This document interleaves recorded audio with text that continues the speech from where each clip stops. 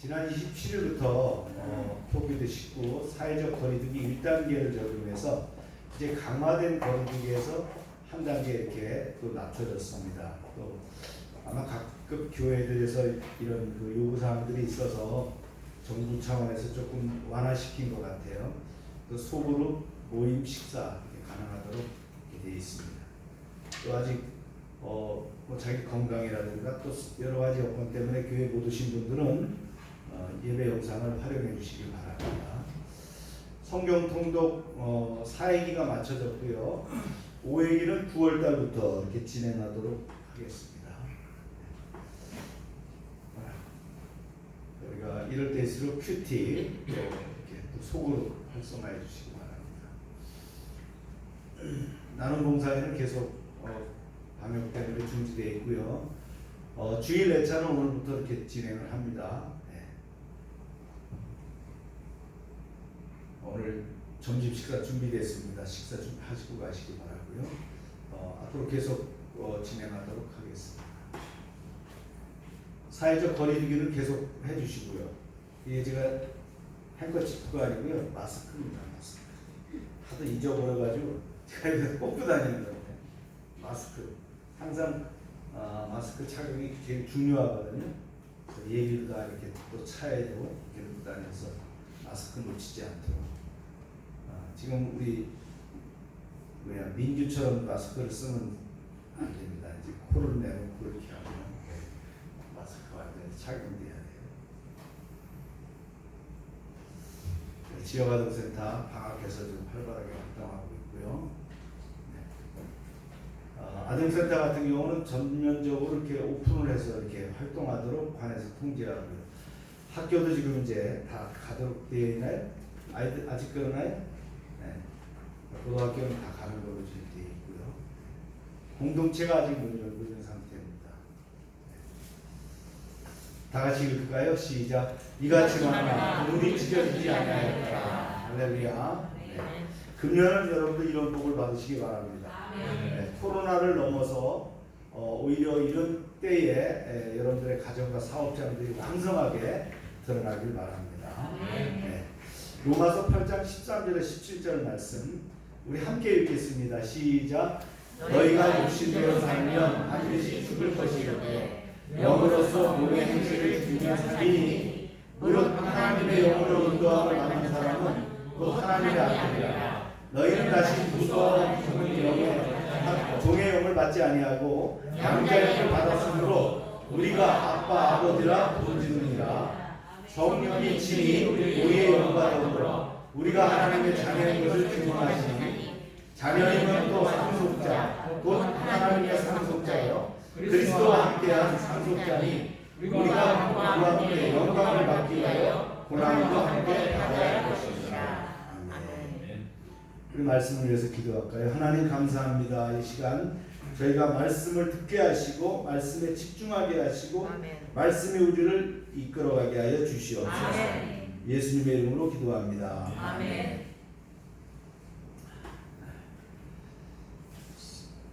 성화와 성령 세 번째 시간이죠. 성령의 사역이 1절부터 17절까지입니다. 그래서 8장을 크게 세 파트로 나눈다면 그 중에 한 파트, 큰 한 파트가 성령의 사역이다. 로마서 8장 중에서 가장 로마서가 성경 중에서 진주라고 한다면 그 중에서 가장 반짝거리는 부분이 8장이라고 그랬어요. 그래서 8장은 이해하기는 쉽지 않지만 또 모르는 내용도 아니에요. 여기에 성령에 대한 그런 교리가 아주 정확하게 명시되어 있는 말씀이기 때문에 여러분들이 주지해야 될 부분들이다. 그래서 먼저 성령은 우리를 정죄의식에서 자유케 하신다 그랬어요. 그래서 믿는 자에게 주어지는 두 가지 축복이 있다 그랬습니다. 그 중에 축복이 뭐냐? 정죄함이 없다는 거예요. 그리고 해방되었다는 거예요. 정죄함이 없는 건 어디로부터 정죄함이 없는 거예요? 우리가 늘 그 자연인은 정죄의식을 갖고 삽니다. 그러나 하나님을 믿고 구원받은 사람에게는 예수 그리스도 십자가 대속의 공로로 우리의 죄값이 사했다라는 거예요. 그리스도의 선포입니다. 이것이 바로 진리라는 거예요. 그래서 정죄함이 없어요. 그리고 어떻게 해요? 성령을 통해서 생명의 성령을 복을 통해서 어떻게 합니까? 해방되었다. 이 말씀을 우리가 이제 배웠고요. 그 다음에 이제 그 두 번째가 복음이 우리를 어떻게 율법으로부터 해방시켰느냐라는 거예요. 우리가 5가지를 배웠어요. 아들을 주셨는데요. 성육신 아들로 인간의 몸을 입고 오셨어요. 그리고 속죄제물로 주시고 그 다음에 육신의 죄를 사하시면서 성령을 따르게 하셨다. 이 5가지를 우리가 배웠습니다. 이 말씀이죠. 아들을 보내셨다. 여러분 한번 읽어볼까요? 그 첫째, 둘째 빼고요. 시작. 자기 아들을 보내셨다. 성육신 하사 인간이 되셨다. 속죄제물이 되셨다. 육신의 죄를 정하셨다. 성령을 따라 나게 하셨다. 할렐루야. 이것이 아주 가장 기본적인 구원의 역사죠. 이것을 통해서 어떻게 합니까? 우리를 해방시키셨다. 그 다음에 성령의 생각을 따르라. 성령의 생각은 그리스도인이건 또 믿지 않는 사람이건 우리가 지니고 있는 기본적인 본성에 대해서 강조를 합니다. 즉 뭐예요? 육신을 따르지 말고 뭘 따르라고요? 성령을 따라라는 거예요. 누구를 따른다? 육신이 아니라 성령을 따르라는 거예요. 할렐루야. 육의 사람을 따라가면 말이죠. 밤새 고기를 잡아도 허탕친단 말이죠. 그죠? 영의 사람을 따라가면 그물이 마누라 찢어지지 않는 은혜의 역사를 이룬다. 할렐루야. 그 다음에 우리의 생각은 어떻게 합니까? 영원한 결과를 가져온다 하는데 우리의 생각이 어디 있냐는 거예요. 사망이냐 생명이냐는 거예요. 우리가 생명의 법인 성령을 따라가면 뭐예요? 영원한 생명을 얻게 된다. 할렐루야. 그 다음에 이제 세 번째, 우리의 생각은 하나님에 대한 근본적인 태도라고 했는데 이건 뭐냐면요. 육신의 생각은 하나님과 원수가 되는 거예요. 즉 하나님을 기쁘시게 할 수 없다는 거예요. 영의 생각을 가짐으로 하나님과의 관계가 변하게 된다. 이게 오늘 배울 말씀 중에서 이제 나오는 거예요. 양자되고 자녀되었다라는 내용들을 또 배우게 될 겁니다. 그 다음에 이제 성령의 내주하신다라는 걸 배우면서 성령의 내주하심에 따른 2가지 중요한 교리가 있는데 그 하나가 뭐냐? 성령의 내주가 신자임을 증명한다. 우리 안에 누가 계시느냐? 우리 안에 귀신이 계신다. 그럼 마귀의 제자는 거예요. 마귀의 종이 되는 거예요. 우리 안에 누가 계셔요? 성령이 계신다. 우리가 예수 믿고 구원받은과 동시에 내가 주님을 믿습니다 할 때 내 안에 누가 들어오신다고요? 하나님의 영, 성령이 들어와서 내주 교통하시게 된다. 그리고 이제 또 하나가 배웠어요. 삼위일체 하나님 각 위격, 하나님, 예수님, 성령님이 성경에 하나로 나온다. 그래서 그 위격은 같이 계신다. 이걸 우리가 이제 또 보너스로 배웠어요. 그 다음에 성령의 내주하심의 결과를 우리가 배우게 됐는데요. 성령의 내주하심의 결과 어떻게 합니까? 생명의 역사가 일어나기 시작했다. 할렐루야. 그 다음에 어떤 역사가 또 일어나느냐?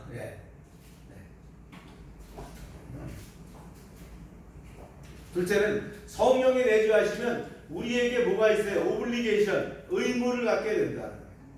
이 의무라는 것은 뭐 우리가 예수 믿고 어떻게 살아야 된다. 그러니까 예수 믿고 뭘 해야지라는 것보다는 뭐예요?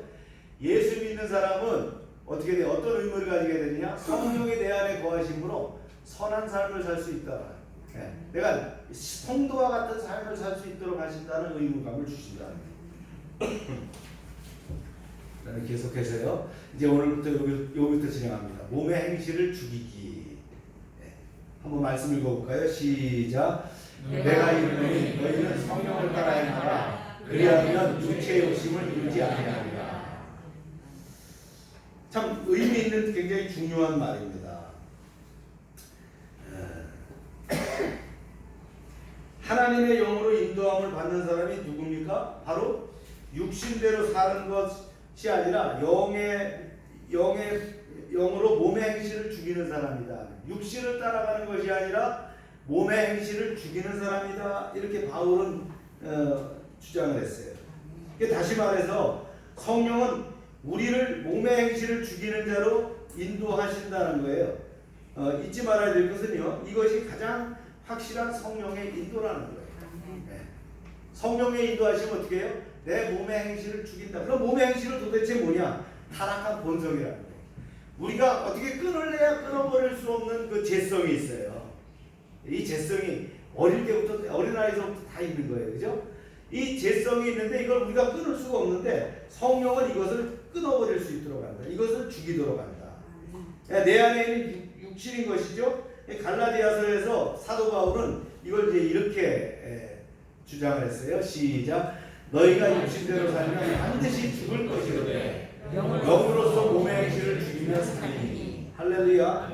네. 이제 우리 이제 오늘 본문 13절을 보게 되면 생명과 죽음으로 이끄는 엄숙한 대안을 제시하는데요. 너희가 육신으로 살면 어떻게 해요? 반드시 죽는다. 영으로 살면 몸의 행실을 죽이면 산다. 영으로서 몸의 행실을 죽이면 산다. 이게 이제 오늘 13절의 말씀이에요. 좀 역설적이죠. 이거 우리가 많이 들어본 말이에요. 이실진 장군이 칼을 탁 들고 말씀하셨던 거예요. 죽으면 살고 살면 죽는다는 거예요.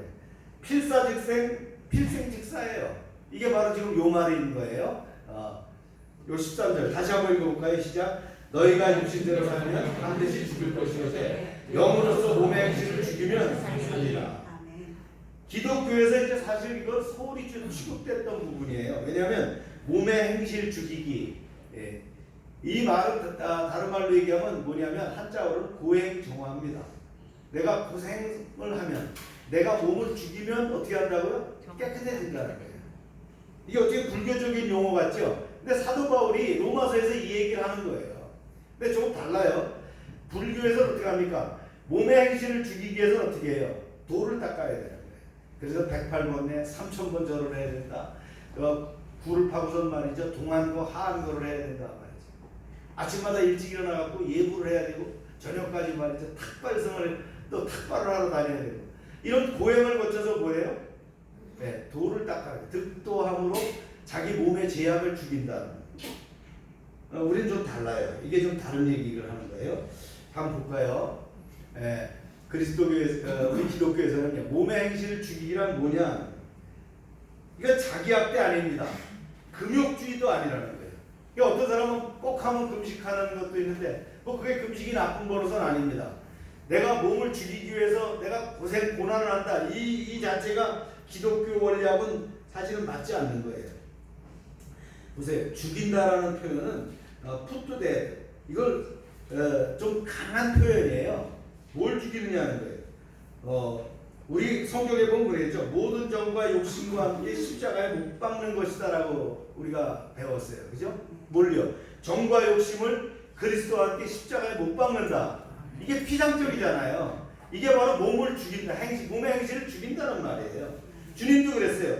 아무든지 나를 따라오려거든 자기를 부인하고 자기 십자가를 지고 나를 따를 것이니라. 야, 이게 또 굉장히 어려운 거란 말이에요. 로마에서는요, 사람들을 유죄 판결을 받게 되면 자기가 십자가를 지고 가요. 그래갖고는 그걸 갖다가 설치해놓고 거기에 못을 박히는 거예요. 이게 십자가형입니다. 그래서 주님도 말씀하셨어요. 나를 따라오거든 자기를 부인하고 자기 십자가를 지고 나를 따르라. 이게 어려운 말이죠. 이게 이제 말을 하면 뭐예요? 몸의 행실을 죽이는 것이다. 몸의 행실은 뭐라 그랬어요? 타락한 본성이다. 우리의 눈과 귀와 입과 손, 발을 사용해서 하나님과 다른 사람을 섬기지 아니하고 자신을 섬긴 것. 자 보세요. 하나님과 다른 사람을 섬기지 아니하고 자신을 섬기는 것. 이게 뭐예요? 한마디로 딱 얘기하면 악입니다. 자기중심. 이게 자기 행실이라는 거예요. 이것을 어떻게 하라고요? 죽일 수 있는 것이 돼야 된다. 그래서 몸의 행실 죽이라는 건 뭐예요? 내 몸의 행실, 악이라는 거예요. 이걸 죽일 수 있는 것, 이걸 얘기해요. 그럼 어떻게 죽이느냐는 거예요. 어떻게 죽이느냐? 우리가 막 금식을 막 하고 말이죠. 유대인들은 그랬어요. 뭐 며칠 만에 금식을 하고 뭐 어떻게 하고 그 고난의 일을 하도록 했단 말이죠. 뭐 기독교 중에서도 그런 일을 그런 교단 그렇게 하는 섹트라 그러죠. 그런 분파들이 있어요. 근데 주님은 그런 뜻에서 말씀하신 것이 아니에요. 자기를 부인하고 자기 십자가를 지고 나를 따르라고 그런 것이 아니에요. 어떻게 죽이느냐 하는 거예요. 이 죽인다는 것이 뭐냐는 거예요. 바울은 뭐라 그랬어요? 오늘 분명히 말하죠. 영으로서 몸의 행실을 죽이라. 성령으로 몸의 행실을 죽이라 그랬어요. 아멘입니까? 네. 그런 고행을 해서 말이죠. 그런 고액을 해서 죽이라는 것이 아니에요. 제가 오늘 책을 보니까 스님이 말이죠. 자기 정화를 위해서 이 고행 정화하는데 매일 밤 맨발로 말이죠. 자기 그 절에 있는 그 뒷산을 갖다가 밤새 돌아오는 거예요. 얼마나 발이 막 그 돌비에 부딪히고 말이죠. 찢기고 그러면서 고행 정화를 한다는 거예요. 주님은 그렇게 말씀하지 않으셨어요. 맨발로 밤새 걸어라. 사막을 횡단해라. 무슨 어떤 굴을 파고 들어가고 10년 동안 말이죠. 쌀만 먹고 생쌀만 먹고 살아라. 그렇게 얘기 안 했다는 거예요. 어떻게 해요? 성령으로서 내 몸의 행위를 죽여라. 그렇게 말씀하셨어요. 물론 이런 행동의 주도권을 우리가 가져야 되는데 소극적인 것은 뭐냐면 정욕을 위하여 육신의 일을 도모하지 말라고 했는데 즉 우리가 눈으로 범죄를 하면 눈을 파내라 그랬어요. 손으로 하면 손을 잘라라. 그럴 만큼 우리가 보는 것, 손대는 것, 방문하는 것 냉정하게 바라보지 않고 만지지도 말고 가지도 말아라는 거예요. 그럼으로써 통제할 수 있는 거예요. 이게 소극적인 방법이라면 더 적극적인 거는 뭐예요? 성령이 원하시는 것을 하라는 거예요. 내가 성령이 내주 교통하는 사람이라면 성령이 나를 통해서 하시고자 하는 일을 한다. 이건 오블리게이션이란 말이에요. 바로 성령의 빚, 성령의 의무, 성령이 내게 주시는 그 오블리게이션을 행하라는 거예요. 그래서 성령을 통해서 뭐라는 거예요? 몸의 행실을 죽여나가라. 할렐루야. 우리가 앞에서 말이죠. 성령을 통해서 생각하라 그랬죠. 성령이 생각하게 한다 그랬잖아요. 이 생각이라는 단어와 죽이라는 단어가 다 현재 시제인데요. 그것들은 날마다 십자가를 지는 것과 날마다 성령의 것에 마음을 고정시키는 일을 포함해서 이런 지속적인 태도를 가지라는 거예요. 즉 우리의 중심이 어디 있느냐. 내가 성령을 받은 자로서 성령과 교통하는 삶을 산다면, 성령의 중심을 삶을 산다면, 성령 오리엔티드의 삶, 그죠? 이걸 산다면 나도 모르게 자연스럽게 어떻게 해요? 내 몸의 행실이 죽어져 간다. 아멘입니까? 네. 이걸 사도 바울은 강조하는 거예요. 왜 그러면 성령의 몸의 행실을 죽여야 되는가? 이걸 실천해야 되는가? 이게 금욕적이고 심지어는 고통스러운 일처럼 이렇게 들릴 수 있어요. 우리가 편안한 일상을 다 좋아하잖아요. 우리 본성과 상반되는 일이에요. 따라서 몸의 행실을 죽이기 실천하는 것은 강력한 동기가 필요하다. 그래서 이미 한 가지 살펴봤듯이 내주하시는 성령에 대해서 우리가 뭐라 했어요? 빚진 자다. 오블리게이션이라 했어요. 또 하나는 바울이 지금 주장하듯이 몸의 행실을 죽이기, 이게 죽음이야말로 생명에 이르는 유일한 길이다. 13절에 보면 이런 말이 있었어요. 살린이라고 하는 말이 있었어요. 영으로서 몸의 행실을 죽이면 살리니, 즉 죽이면 산다 그랬잖아요. 이게 제세스테라고 하는 말인데요. 오히려 이것을 우리가 처음에는 그렇게 볼 수 있죠. 이거 좀 불편해. 이거 너무 억압하는 거 아니야? 그러지만 성령이 인도함에 따라서 성령과 동행하는 삶을 살다 보니까 어떻게 해요? 자연스럽게 그런 삶을 살더라는 거예요. 옛날에 우리가 배울 때 지난번에 어떤 얘기를 배웠어요? 한 여인이 시집을 갔는데 남편이 얼마나 지독한지 일과표를 적어놓고 아침 새벽부터 말이죠, 저녁까지 그랬단 말이죠. 그래서 어떻게 하나님께 기도한 거 아니에요? 남편 죽어달라고. 근데 남편이 진짜 죽었어요. 그래서 새 남편을 얻었는데 어떻게 해요? 그 남편은 너무나 편하게 말이죠, 위로해 주더라는 거예요. 여보 힘들지 않아? 그죠? 그런 격려를 하는데 어느 날 보니까 그 옛 남편이 말이죠, 적어줬던 일과표를 보고 깜짝 놀랐는데 자기가 지금 그런 삶을 살고 있다는 거예요. 내가 성령 안에서 살다 보면 나도 모르게 어떻게 해요? 고행정화의 삶을 기쁨으로 감사함으로 살고 있다는 거예요. 이게 성령 안에서 사는 삶이라는 거예요. 이걸 사도 바울이 강조하는 거예요. 그래서 뭘로 죽인다? 성령을 통해서 성령과 함께함으로 성령에 의해서 고행정화의 삶을 기쁨으로 살 수 있다. 이 얘기라는 거예요. 그래서 죽으면 산다. 제세스테 웰 라이브예요. 살 것이다. 이걸 말하는 거예요. 할렐루야. 여러분 말이 좀 이해가 될지 모르겠지만 이런 의미의 바로 사도 바울은 몸의 행실을 죽이기에 대해서 언급을 하고 있다. 그렇습니다. 몸의 행실을 죽이기는 복음의 핵심인데요. 이게 아주 급진적인 원리 가운데 하나인 것 같지만 그 로마서 6장에 따르면 어떻게 합니까? 우리는 그리스도와 함께 죄에 대해서 죽고 그렇게 죄의 행보를 치르는 것에 의해서만 제사함과 자유의 새로운 생명으로 다시 살아났다라는 거예요. 로마서 8장을 따르면 어떻게 합니까? 우리는 악한 행실을 죽임으로써만 하나님의 자녀로서 충만한 삶을 채워가게 된다라고 강조합니다. 그러므로 생명과 죽음 둘 다 다시 정의할 필요가 있어요. 세상이 생명이라고 부르는 것, 이게 사실은 방정입니다. 세상이 생명이라고 부르는 것에 따라가면 어떻게 해요? 결국은 하나님으로부터 소외되는 삶을 살더라. 이 소외는 사실상 뭐예요? 죽음이라는 거예요. 그러니까 세상 따라가면 좋은 것 같은데 결국은 죽음이더라는 거예요. 제가 어제 장경동 목사님의 그 설교를 우리 아내하고 이제 같이 들으면서 보니까 장경동 목사님 유행가를 얘기합니다. 유행가가 얼마나 감미로운지 모른다는 거예요. 그래갖고는 막 불러 제끼는데 유행가 가사를 잘 보여요. 다 맺지 못할 사랑이요, 또 슬픔이요, 비운이요, 산장에 여인되는 거 이런 얘기라는 거예요. 세상은 그렇습니다. 감미로운 것 같고 뭔가 말이죠 뜻 있는 것 같고 의미 있는 것 같지만 세상을 따라가 보니까 결국은 하나님과 소외되는 죽음의 길로 가고 있더라는. 반면 우리가 인식하는 모든 악을 죽이는 것은 뭐예요? 세상 사람들에게는 탐탁지 않은 자기 포기 같지만 사실상은 진정한 생명의 길이더라는 거예요. 우리 인생 살아보니까 그렇지 않습니까? 우리가 신앙 안에서 살다 보면 좀 번거로운 것 같고 하지만 살다 보니까 어떻게 해요? 그것이 어떻게 돼요? 은혜가 넘치고 은혜에 은혜를 더하는 그런 삶으로 영위되어 가더라. 이게 바로 뭐예요? 사도 바울이 13절에서 얘기했던 몸의 행실 죽기.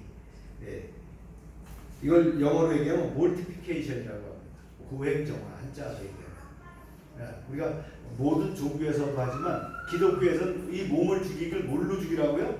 하나님의 성령을 통해서 성령의 내 교통함을 통해서 성령이 내게 주시는 그 오블리게이션, 그 빚, 의무감을 통해서 어떻게 하라고요? 자연스럽게 죽이며 승리할 수 있다는 것을 사도 바울은 강조하고 있습니다. 할렐루야. 이어서 이제 성령의 사역 1절부터 17절까지 말씀이 바로 이런 내용이에요. 정죄의식에서부터 자유케 하고 성령의 생각을 따르고 성령이 내주하시고 성령이 증거하시는데 이제 성령의 증거로 넘어갑니다. 네 번째. 성령에 대한 우리가 큰 두 가지 오해가 있어요. 우리가 성령을 모시고도 실제로 축복을 누리지 못하는 이유가 뭐냐? 그 중에 여러 가지가 있지만 가장 심각한 것은 오해입니다. 말짱 오해라는 거예요. 특별히 한국 교회에서는 다음과 같은 그 성령에 대한 커다란 오해가 있는데 그 한 가지가 뭐냐? 성령의 역사함이 물리적으로 나타난다 이런 오해를 갖고 있다. 즉 바로 눈에 보이는 현상, 또 성령이라고 하면 뜨거운 거, 방언하는 거, 병 고침, 눈에 보이는 것을 자꾸 성령의 역사라고 오해한다. 그러나 이것은 성령의 역사의 일부분일 뿐이에요. 우리 스승님은 그랬어요. 방언을 하고 막 이렇게 하니까 뭐 그게 대단한 거냐? 자동차 지나가면 먼지 나는 거나 똑같은데 일부일 뿐이라는 거예요. 그게 뭐 전부는 아니라는 거예요. 성령은 영입니다. 우리 눈에 보이지 않아요. 그죠? 여러분 보이지 않는 역사가 얼마나 많아요. 그렇죠? 우리 연서가 태어나갖고 말이죠. 저렇게 자라난 것도 다 뭐예요? 성령의 역사입니다. 축복이잖아요. 그죠? 우리 자녀들이 크고 성장하고 하는 거 이거 다 축복이에요. 우리 삼남한상이 움직이는 것 전부 다 그렇잖아요. 여러분 비가 그렇게 왔는데 정림동에 물이 잠겼는데 우리 집이 안 잠긴 것도 뭐였어요? 은혜입니다. 그죠? 지켜주신 은혜라고요. 아멘입니까?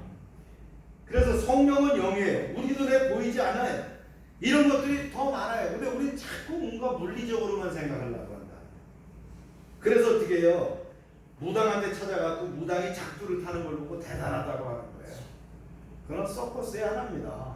귀신도 그런 역사가 있어요. 그러니까 그거 보고 대단한 거 아니에요. 그 다음에 돼지대가리를 칼에 꽂았는데 말이지 여기도 세우고 저기도 세우고 야 대단하다. 저기 뭔가 있는가 보다. 뭔가 없어요. 돼지대가리만 세웠을 뿐이에요. 그래서 그런 걸 가지고 굉장한 대단한 역사라고 이렇게 보지 말라는 거예요. 늘 성령이 내주교통하시면 내 안에 거하시면 늘 그 역사가 말이죠. 나를 통해서 부출되고 있고 계속되고 있다는 거예요. 하나님 영원한 나라까지 이루어지고 있다는 거예요. 아멘입니까? 그래서 우리가 이런 생각을 가지고 분석적 생각을 가지고 있다는 거예요. 성령의 역사는 물리적으로 나타나지 않을 때가 더 많다. 그래서 반드시 눈에 보여만 되는 것이 아니다. 그러나 성령의 역사는 계속되고 있다. 할렐루야. 두 번째 오해는 뭐냐면요, 성령의 역사는 특별한 사람들에게만 나타난다. 그래서 막 기도원에 가고 금식하고 부흥에 참석하고 그것도 안 되니까 능력 많은 사람한테 가서 안수를 받고, 성령의 역사는 특별한 사람한테만 이라고 생각하는 건 잘못됐다는 거예요. 이거 비성경적인 얘기예요. 성령은 누구의 마음에 들어오셔요? 누구든지 성령이 누구든지 어떻게 해요? 구원받은 사람, 예수 믿고 구원받은 사람은 내 안에 성령이 거하신다는 거예요. 모든 믿는 자에게 성령이 역사하십니다. 할렐루야. 강약의 차이는 있어요. 이것이 어린아이 수준, 청년의 수준, 장년의 수준이 있을 수 있다는 거예요. 마치 파이프라인이 크고 작고의 크기는 있다. 그거는 신앙이 어떻게 해요? 신앙의 깊은 은혜 가운데 점점 확장되는 역사가 일어날 수는 있어요. 그래서 우리가 예수 믿고 성령이 우리 안에 거하실 때 우리는 성령의 사람이 됩니다. 이때 우리는 어때요? 실제적으로 혜택을 누리게 되는 거예요. 이걸 알아야 성령의 역사가 이거구나라는 걸 아는 거예요. 로또 복권이 당첨되어야만 성령의 역사가 아니라는 거예요. 아멘입니까? 그래서 오늘 본문은 말이죠, 성령의 사람이 누리게 되는 실제적인 몇 가지 증거들을 구체적으로 이제 전하게 되는데요. 이제 문단을 정리해 보면 이렇습니다. 첫째는요, 성령은 우리를 거룩함으로 인도하시고요, 성령은 우리와 하나님의 관계를 두려움에서 친밀함으로 바꾸시고요, 그 다음에 성령은 우리가 하나님을 아빠 아버지라 부르시게 하신다는 거예요. 그리고 이제 한 가지는요, 우리와 그리스도와 함께 우리가 상속자가 되었다. 공동의 상속자가 되었다. 이게 첫 번째 말씀입니다. 성령은 우리를 거룩함으로 인도하신다. 말씀 읽어볼까요? 시작. 오늘 하나님의 영으로 인도함을 받는 사람은 곧 하나님이다. 성령은 실제적으로 인도하신다는 거예요. 날마다 우리를 인도하신다. 그래서 성령의 사람이 되면 자동적으로 어떻게 돼요? 거룩한 사람이 되죠. 근데 아쉽게도요, 성령의 사람이 됐다고 자동으로 거룩한 사람은 아니더라는 거예요. 우리는 육신의 사람이기 때문에 육의 사람이라 보니까 여전히 뭐가 있어요? 우리에게 죄성이 있더라는 거예요. 타락한 본성이 있다는 거죠. 그래서 많은 사람이 오해합니다. 예수 믿고 성령이 내 안에 들어오셨다고 하는데 왜 내가 자꾸 죄를 짓지? 예수 믿고 성령을 받았는데 왜 내게 자꾸 나쁜 욕심이 생기는 거야? 왜 내 마음대로 안 된다고 화가 날까? 왜 이성에 대해서 자꾸 눈이 돌아가게 되지? 나는 역시 성령 받지 않은 모양이야. 이게 오해입니다. 우리가 예수를 믿고 성령이 들어오셨어도 우리의 타락한 본성은, 그 타락한 본성의 욕구는 죽을 때까지 계속된다는 거예요. 그래서 우리는 죄에 끌리게 되어 있어요. 그러나 우리에게 놀라운 변화가 생겨요. 성령이 오시기 전에는 육신의 본능과 싸워서 대항할 힘조차 없었어요. 백전백패했어요. 그런데 성령이 내 안에 들어오게 되시니까 어떻게 합니까? 이 거룩한 성령이 내 안에서 거하시게 되니까 어떻게 돼요? 서서히 그런 육체적인 욕심을, 육신의 행위를 따라가는 것을 이기게 되더라는 거예요. 이게 바로 성화의 삶이라는 거예요. 아멘입니까? 그래서 하나님의 영을 인도함을 받은 사람이 누구예요? 바로 육신대로 사는 것이 아니라 영으로 몸의 행실을 죽이는 것. 다시 말해, 성령은 우리를 몸의 행실을 죽이는 자리로 인도하고 계신다는 거예요. 여러분 잊지 마십시오. 이것이 가장 확실한 성령의 인도라는 거예요. 서서히 어떻게 내가 변화된 삶을 살아가는 거예요. 그래서 내 안에 뭐가 있어요? 자연스럽게 성령의 9가지 열매가 맺어지는 거예요. 그래, 예수 믿고 구원받은 사람이 오래 신앙생활 하다 보니까 얼굴이 바뀌었다. 은혜로운 사람으로 바뀌고, 얼굴만 바뀌는 거예요. 행위, 언행, 심사 다 바뀌는 거예요. 말하는 것도 바뀌고 다 바뀌는 거잖아요.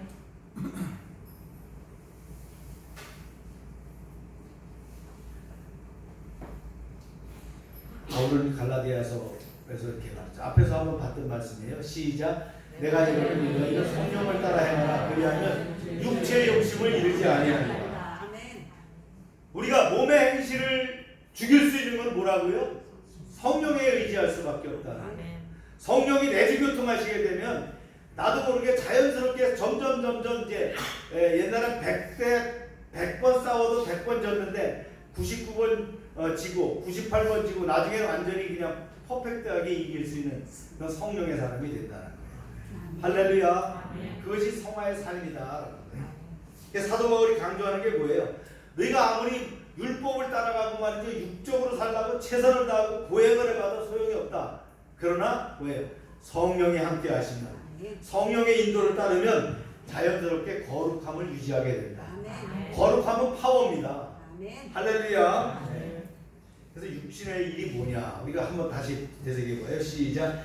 육체의 일은 분명하니 곧 음행과 더러운 것과 호색과 우상숭배와 단술과 원수 맺는 것과 분쟁과 시기와 분쟁과 반익는 것과 분열함과 이단과 투기와 술 취함과 방탕함과 또 그와 같은 것이라. 전에 그들에게 경계한 것 같이 경계하노니 이런 일을 하는 자는 하나님의 나라를 유혹을 받지 못할 것이다. 하지만 이러한 성령의 인도하심에 대해서도 많은 그리스도인들이 오해하는 경우가 있어요. 이렇게 하는 거예요. 성령이 어떤 결정을 내릴 때 성령으로부터 무엇을 해야 할지에 대해서 언어적이거나 비언어적으로 메시지를 받는다고 생각하는 거예요. 내가 성령의 사람이니까 내가 분명히 뭔가 할 때 기도하면 성령님이 즉각 답해 주실 거야. 그래서 제가 그랬죠. 먹을 것까지도 지시해 준다 이러는데 이건 사실은 조금은 오해가 될 수 있는 부분이 되는 거예요. 아시겠죠? 성령이 나와 함께 있으니까 그렇게 할 것이다. 물론 그럴 수도 있어요. 그리고 성령님이 급하시면요, 당신이 알아서 말씀하셔요. 하나님의 사람을 보호해야 되겠다. 그 길을 가면 안 된다 그러면 하나님께서 천사를 보내든지 말씀으로 하시든지 어떤 말이죠, 자연을 변화시키든지 그걸 역사하시는 거예요. 여러분, 성령 받은 사람이 성령님과 가까이 되면, 그 친밀함이 가까워지면 어떻게 해요? 성령의 음성을 듣게 됩니다. 그냥 예수 믿고 구원받으니까 난 성령 받으니까 무조건 얘기할 거야? 그러니까 안 들리니까 어디 가요? 얘기해주는 귀신한테 가는 거예요. 그럼 귀신이 얘기합니다. 귀신은 휘파람 소리를 샥 하고 내요. 그리고는 얘기하죠. 갑자기 애기 소리를 내면서 막, 그것도 어떻게 해요? 꼭 반말로 해요. 존대도 안 해. 아침에 니 어떠채? 그러면서 니 동쪽으로 가면 안 된다. 서쪽으로 가야 된다. 그러면서 지 얘기하는. 그러면 따라가지 마세요. 내 안에 성령이 계시면 내 삶 가운데 자연스럽게 성령의 역사가 일어나고요. 내가 은혜를 간구하면, 부르짖고 찾으면 주님은 내게 음성을 들을 뿐만 아니라 그런 결정할 때마다 강력하게 역사하십니다. 할렐루야. 그래서 성령의 인도하심이 어떻게 나타나요? 믿는 우리는 내주 교통하신 가운데 살기 때문에 성령의 역사가 자연스럽게 나타난다. 저도 그래요. 어떤 결정이나 판단을 위해서 숙고할 때 육신의 마음이 일어날 때 기도하고 어떻게 해요? 성령께 의하면 인도하심을 확신하게 된다. 어떨 때 답으로 말씀한다. 제가 우리 연우 임신하는 것까지, 연우를 뵈는 것까지 말씀해 주시더라고요. 제가 계속 그랬거든요. 우리 딸이 계속 보채보다 연우가 언제 생길까요? 그랬더니 8월 딱 그러시더라고요. 여러분 생각해 보세요. 이게 하나님의 역사는 우리 교통함에 있기 때문에 이 교통함 가운데 하나님은 그 무한한 능력을 갖고 계세요. 근데 굳이 얘기 안 하셔도요. 하나님의 사람은 어떻게 해요? 믿음의 사람은 어떻게 해요? 내가 성령의 교통함과 그 의지 가운데 살기 때문에 자연스럽게 내 언행 심사가 성령의 교통함과 함께 나오는 거예요. 자연스럽게 나와요. 그러나 결정적일 때 하나님 말씀하셔요. 여러분 두려워하지 마시고요. 그런 거 부러워하실 필요도 없어요. 다 내게도 그런 능력의 역사가 있다. 아멘입니까? 여러분 안에 계시는 성령님을 믿으시길 바랍니다. 성령의 인도하심 어렵지 않다. 성령의 열매가 있죠. 이게 뭐예요? 사랑과 화평과 오래 참음과 자비와 양선과 충성과 우리가 절제, 이것이 내 안에 있는 거예요. 성령이 계심으로 내가 말씀과 기도하는 가운데 이것이 드러나요. 이것이 외연되는 거예요. 그래서 어떻게 자연스럽게 관계성이 열리는 거예요. 성령은 우리를 날마다 거룩한 성화의 자리로 인도하신다. 우리 마음에 있는 육신의 열매가 아닌 성령의 은사가 하늘의 거룩함으로 매일매일 인도한다는 걸 확신하시는 여러분 되시길 바랍니다. 그 다음에 이제 두 번째는요, 성령님은 우리와 하나님의 관계를 두려움에서 친밀함으로 바꾼다. 한번 읽어볼까요? 시작. 너희는 다시 무서워하는 종의 영을 받지 말고 아니하고 양자의 영을 받았으므로 그랬어. 성령이 우리 안에 오셔서 우리가 누리는 또 다른 축복이 뭐냐? 성령은 우리를 하나님과 친밀하게 하신다. 사도 바울은 다시 한번 우리가 죄와 사망의 법에서 해방되었음을 상기시키는데 무서워하는 종의 영을 받지 아니하고 했어요. 믿는 자들이 이제 더는 수많은 조항을 만들어 놓고 지킬 수 없는 것들을 명령하는 주인을 섬기지 않아도 된다는, 종이 아니라는 거예요. 이제 해방자, 자유자라는 거예요. 할렐루야. 그래서 우리는 생명의 성령의 법으로 율법에서 완전히 해방되었습니다. 아멘입니까? 그 이유는 뭐예요? 하나님이 우리를 사셨기 때문이다. 어떻게 사셨어요? 그 대가가 뭐예요? 예수님의 죽음이죠. 그 십자가 죽음입니다. 또한 그분이 사셨기 때문에 그분에게 당연히 우리를 종으로 삼을 권리가 있어요. 하지만 그분은 종에 매인 의문의 증서를 찢어버렸다는 거예요. 종의 계약서를 찢어버리고요, 새로운 계약서를 우리한테 내밀었는데, 놀랍게도 거긴 뭐냐? 종의 문서가 아니라 뭐라고요? 자녀의 계약서더라고요. 자녀라고 하는 증명서더라고요. 뭐 자녀가 계약서가 있겠어요? 자녀라는 증명서. 그런 이 아이덴티피케이션을 우리한테 주더라는 거예요. 그래서 하나님은 우리를 어떻게 해요? 자녀로 입적시키셨다. 이거 성경에서 오늘 뭐라고 했어요? 양자의 영을 받았다라는 거예요. 이 서신이 최초로 로마 사람들에게 전달될 때 입양 문화가 있었어요. 어떤 입양 문화는, 당시 사람들은요, 꼭 마음에 드는 사람, 괜찮은 사람이 있으면 그 사람을 자기 우족에 올리는 거예요. 양자를 삼는 거예요. 그래서 모든 권한을 그 사람한테 물려주는 거예요. 우리나라처럼 친아들에게만 물려주는 것이 아니라 아들보다 오히려 자신의 명예 권세를 또 재산을 지킬 수 있는 그런 뛰어난 사람에게 물려줬다는 거예요.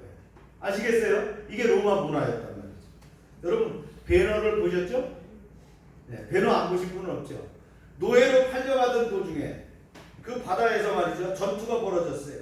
거기서 이제 장군이 말이죠, 그 총쥐라던 장군이 물에 빠져 죽게 되어 있는 것을 배너가 건져주죠. 그런데 이제 지원군이 와가지고 대파함으로써 승리하게 되는 거예요. 장군이 죽었으면 끝이에요. 근데 배너를 통해서 살게 되면 어떻게 합니까? 승리의 개선 행동을 할 수 있는 사람이 됐다. 그래 어떻게 합니까? 인장 반지를 빼주죠. 양자를 삼았어요. 그래서 인장 반지를 끼고 다시 이제 에루살렘으로 돌아오게 돼, 이스라엘로 돌아오게 돼갖고 자기 동생들을 찾는, 그죠? 그런 은혜의 역사가 이루어지는 사건을 봤다. 이게 반전입니다. 이 당시 입양 문화라는 거예요. 그 당시 사람들은 입양에 대해서 참 잘 알았어요. 왜냐하면 우리가 잘 아는 누가 있어요? 로마를 건국한 율리우스 케자르가 있는데, 이 케이사르가 누구를 아우구스투스라고 하는 이 왕을 어떻게 해요? 양자를 삼았단 말이에요. 그래서 그때는 양자라는 문화를 잘 알기 때문에 사도 바울이 이렇게 쓴 거예요. 어떻게 해요? 종의 영을 받지 아니하고 양자의 영을 받았다. 이게 베러가 종으로 팔려가던 자 아니에요. 그런데 인장반지를 받음으로 양자가 됨으로 말이죠, 그 장군의 그 가문의 말이죠, 귀족 가문의 양자 아들이 됐다는 거예요. 할렐루야. 이게 바로 양자라는 의미입니다. 이해가십니까? 양자라는 게 불쌍하게 말이죠, 이렇게 받아갔다는 게 아니에요. 양자라는 거는 그 권한, 이너리턴스, 상속자로서 쓰임받는 자가 양자입니다. 할렐루야. 사랑하는 여러분, 성령은 무엇을 하시나요? 날마다 우리를 어디로 이끌어 가셔요? 바로 친밀함의 자리, 하나님의 자녀의 자리, 우리를 천지를 지으신 창조주 하나님을 모실 수 있는 자리로 간다는 거예요. 아멘. 그래서 우리를 아빠 이렇게 부르게 한다. 아멘. 육신은 우리를 두려운 자리로 이끌어가요. 야, 내가 저지르는 짓을 봐. 너 또 죄졌잖아.